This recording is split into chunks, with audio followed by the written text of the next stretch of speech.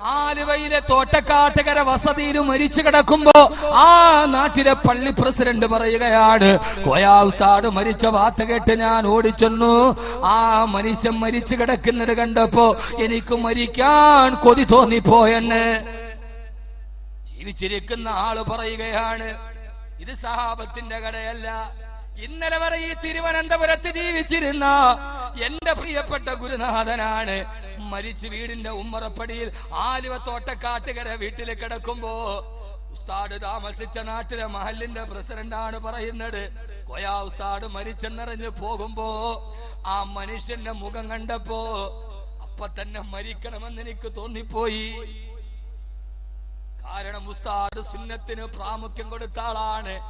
വെള്ള വസ്ത്രം ധരിച്ചിട്ടല്ലാതെ ഉസ്താദിനെ ഇന്ന് എവരെ ഞങ്ങളെ ജീവിതത്തിൽ കണ്ടിട്ടില്ല. തലപ്പാവ് തലയിൽ നിന്ന് അടിച്ചിട്ടില്ല. ഒരാളോട് സൗമ്യതയിലല്ലാതെ വർത്തമാനം ജീവിതത്തിൽ പറഞ്ഞിട്ടില്ല. സുന്നത്തുണ്ട്. ഞാൻ നിങ്ങൾ മരിച്ചു കിടക്കുമ്പോ പറയുകയാണ്, ജീവിച്ചിരിക്കുന്ന ആൾ മുഖം കണ്ടിട്ട് എനിക്ക് മരിക്കാൻ തോന്നിപ്പോയി. അല്ലാഹു മഹാഭാഗ്യം നൽകട്ടെ.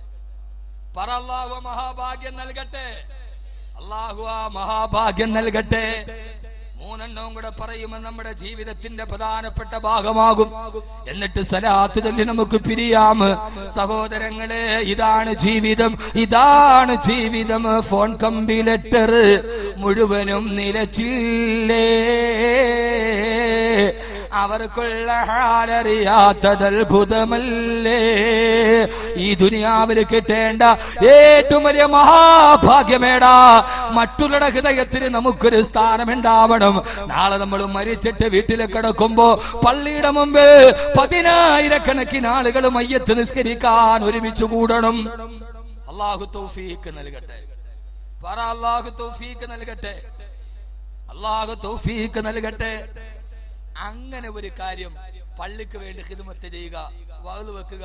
ഞാൻ ഇന്നലെയും പറഞ്ഞല്ലോ, ഇരിക്കുന്ന ഷെരീഫിന്റെ ഉപ്പ കാരാളുകോണം പള്ളിയുടെ സെക്രട്ടറി, അദ്ദേഹം മരിച്ചു. മയ്യത്ത് നിസ്കരിച്ച ഒരാൾക്ക് പോലും അദ്ദേഹത്തെ കുറിച്ച് എതിരൊന്നും പറയാനില്ല. കുട്ടികളോട് വാത്സല്യം, മക്കളോട് വാത്സല്യം, പള്ളിക്ക് വേണ്ടിയുള്ള ഖിദ്മത്ത്. ആ മനുഷ്യൻ മരിച്ചു കഴിഞ്ഞപ്പോ കബറടക്കിയപ്പോ കൂടി നിന്ന ആളുകൾക്ക് ആ മനുഷ്യനെ കുറിച്ച് നല്ലതേ പറയാനുള്ളൂ. അള്ളാഹു അതിനെ നിലനിർത്തി കൊടുക്കട്ടെ. ഇങ്ങനെ ഒരാളായി മാറാൻ എന്തിനീ മത്സരം, എന്തിനീ മത്സരം, എന്തിനീ വൈരാഗ്യം? ഒരു ഭൂമിയിൽ കിട്ടുന്ന ഏറ്റവും വലിയ ഭാഗ്യം, അതിന് നമ്മൾ സുന്നത്തുണ്ടാവണം. മറ്റുള്ളവരുടെ ഹൃദയത്തിൽ നമുക്ക്, മറ്റുള്ളവരുടെ ഹൃദയത്തിൽ നമ്മൾ വലിയവനാകണം. എടേ, എന്റെ മുമ്പിൽ ഞാൻ ആരാ?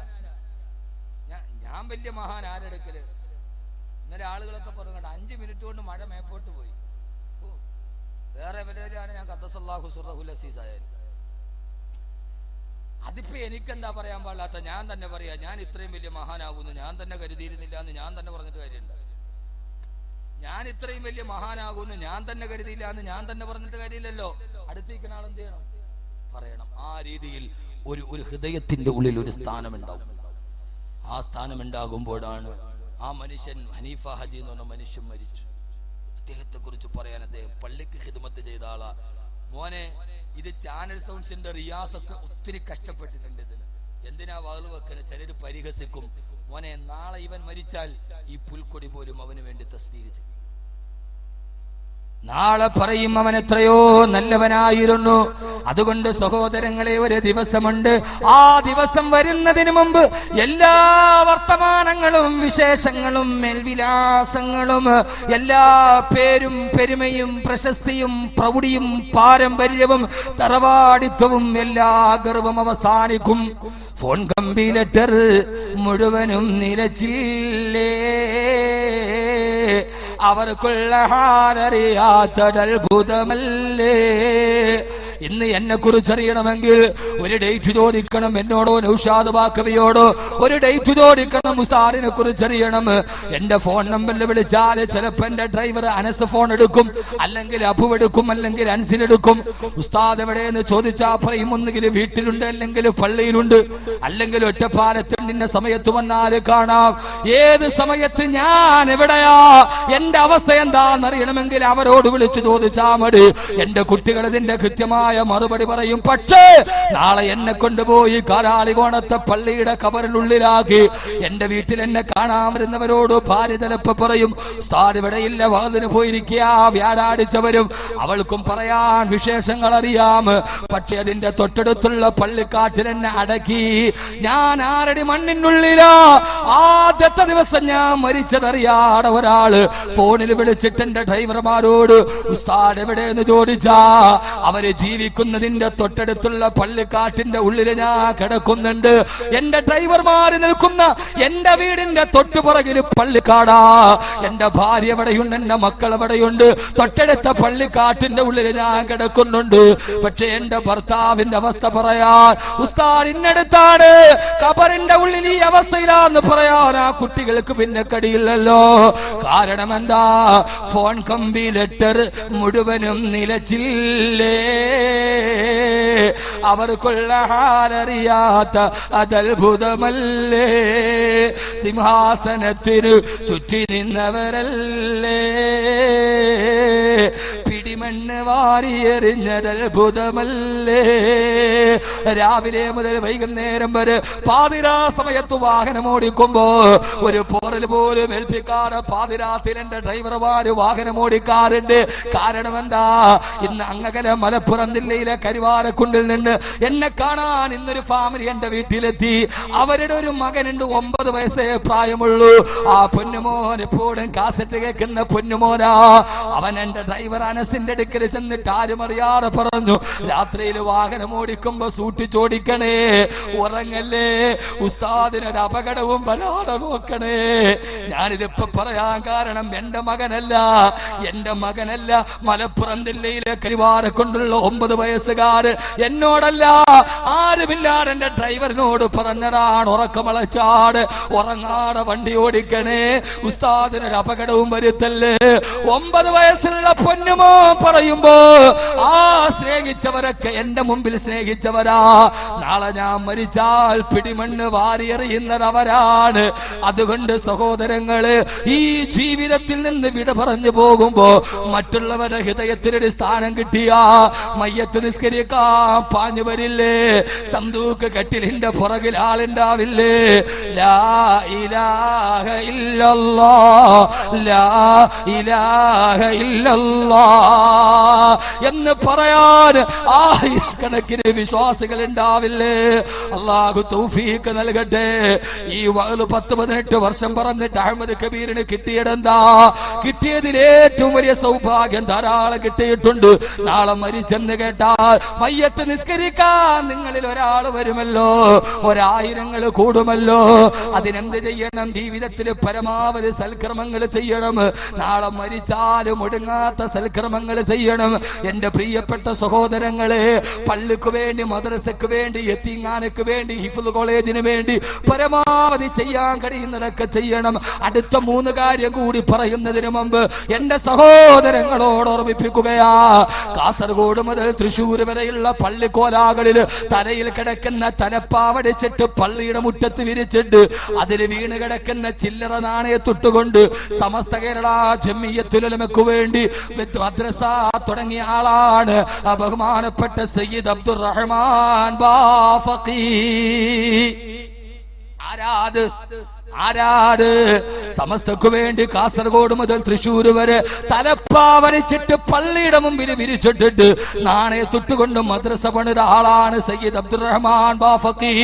ആ മനുഷ്യൻ ഇന്ന് മണ്ണിന്റെ അടിയിലോ. കേരളത്തിലുള്ള സമസ്ത കേരള ഇസ്ലാമത വിദ്യാഭ്യാസ ബോർഡിന്റെ മദ്രസയിൽ ഒരു ദിവസം 10 ലക്ഷം വിദ്യാർത്ഥികൾ പഠിക്കുന്നുണ്ട്. മദ്രസ വിടാ നേരത്ത് 10 ലക്ഷം വിദ്യാർത്ഥികൾ ഒരു ദിവസം 3 സലാത്ത് ചൊല്ലിയ 30 ലക്ഷം സലാത്തായില്ലേ. ഒരു ദിവസം 30 ലക്ഷം സലാത്ത് ഖബറിലേക്ക് ഏറ്റുവാങ്ങിയിട്ട് കിടക്കുന്നുണ്ട് സയ്യിദ് അബ്ദുറഹ്മാൻ ബാഫഖി. കരിനാഗപ്പള്ളി താജ്മഹലിന്റെ ആകൃതിയുള്ള പള്ളിയുടെ മുമ്പിൽ കിടക്കുന്നുണ്ട് മോനെ ബഹുമാനപ്പെട്ട റഈസുൽ ഉലമാ. ആരാട്? ദക്ഷിണ കേരള ഇസ്ലാമത വിദ്യാഭ്യാസ ബോർഡിന് വേണ്ടി മദ്രസ പണിയാൻ വേണ്ടി പാടുപെട്ട മനുഷ്യൻ ഇൻഷാ അല്ലാഹ് ഈ സദസ്സിൽ വെച്ചിട്ട് ഉസ്താദ് 5 മിനിറ്റ് കൊണ്ട് മടമാറിയ സദസ്സാ. ഈ സമയത്ത് ഒരു ചെറിയ മടത്തുള്ളി വീണാൽ അത് കബൂലിയത്തിന്റെ അടയാളമാ. ഉസ്താദേ, ഒരു 6666 രൂപ വിശുദ്ധ ഖുർആനിലെ ആയത്തിന് തുല്യമായി ഈ സദസ്സിലേക്ക് ഞങ്ങൾ വാഗ്ദാനം ചെയ്യുകയാ. 34,789 ആളുകൾ ഇൻഷാ അല്ലാഹ് 34,790 ആളാ പറയുന്നുണ്ട്. ക്യാൻസർ മാറിയിട്ടുണ്ട്. 30 വർഷമായി കുട്ടികളില്ലാത്തവർക്ക് നൽകിയിട്ടുണ്ട്. ഈ സദസ്സിലേക്ക്, അള്ളാന്റെ ഇൽമിന്റെ സദസ്സിലേക്ക് പറയ അൽഹംദുലില്ലാഹ്, ഇപ്പൊ എനിക്കത് കൊടുക്കാൻ കഴിവുണ്ട് റബ്ബേ. ഞാൻ ഈ സദസ്സിൽ പറയുകയാ, ഒരു ദുആയുടെ ഇജാബത്തിന് വേണ്ടി എന്റെ മക്കൾക്ക് വേണ്ടി ഉസ്താദ് 6666 ആയത്തുകൾ കാണാതെ പഠിച്ച ഹാഫിളാവണം. 40 പേരെ സ്വർഗത്തിലേക്ക് കൊണ്ടുപോകുമ്പോ എന്റെ കയ്യിൽ പിടിച്ചിട്ട് എന്റെ പൊന്നുമോഹം കൊണ്ടുപോകണം, എന്റെ പൊന്നുമോള് കൊണ്ടുപോകണം. എന്റെ കടം മാറണം, എന്റെ രോഗം മാറണം. ഏത് പ്രയാസമാണെങ്കിലും ഇൻഷാ അല്ലാഹ് അല്ലാഹു മാറ്റിത്തരട്ടെ. 6666 രൂപ കൂടുതലൊന്നും ചോദിക്കുന്നില്ല. കഴിവുള്ള സഹോദരങ്ങൾ 34,789 പേര് ഇതേവരെ ഇതേപോലെയുള്ള സദസ്സുകളിൽ കൈപൊക്കി പറഞ്ഞിട്ടുണ്ട്. എല്ലാ സദസ്സിലും ദുആ ചെയ്യുന്നുണ്ട്. അല്ലാഹുവേ അല്ലാഹുവേ, അവരാരാണെങ്കിലും അവരെ ഹലാലായ മുറാദ് ഹാസിലാക്കണേ അല്ലാഹ്. ഈ സദസ്സിൽ നിന്നൊരു സഹോദരൻ ആദ്യം എഴുന്നേറ്റിട്ട് ഇൻഷാ അല്ലാഹ് ഈ സദസ്സിലേക്ക് ഉസ്താദ് അതിൽ 790 ആളായി. റബ്ബേ നീ സ്വീകരിക്കണേ അല്ലാഹ്. ചാനൽ സൗണ്ട്സിന്റെ റിയാസ് 6666 രൂപ റബ്ബേ സ്വീകരിക്കണേ അല്ലാഹ്. ലോകത്ത് ഓരോ രാത്രിയിലും 10,000 ആമീൻ പറയുമ്പോ ആ ചെറുപ്പക്കാരനെ ആഗ്രഹം കൊണ്ട് പറഞ്ഞു, കബൂലാക്കണേ അല്ലാഹ്. പടച്ചവനെ, മക്കളെ സാലിഹീങ്ങളാക്കണേ അല്ലാഹ്, സൽസ്വഭാവികളാക്കണേ അല്ലാഹ്. ഉപ്പാക്കും ഉമ്മാക്കും ഖൈറായ സൽസ്വഭാവികളായ മക്കളാക്കണേ റബ്ബേ. അദ്ദേഹത്തിന്റെ കുടുംബത്തിൽ ഐശ്വര്യം നൽകണേ അല്ലാഹ്. എന്തെങ്കിലും രോഗങ്ങളുണ്ടെങ്കിൽ ശിഫയാക്കണേ അല്ലാഹ്. റബ്ബേ, കീറി മുറിക്കപ്പെടുന്ന രോഗത്തിൽ നിന്ന് നീ കാക്കണേ അല്ലാഹ്.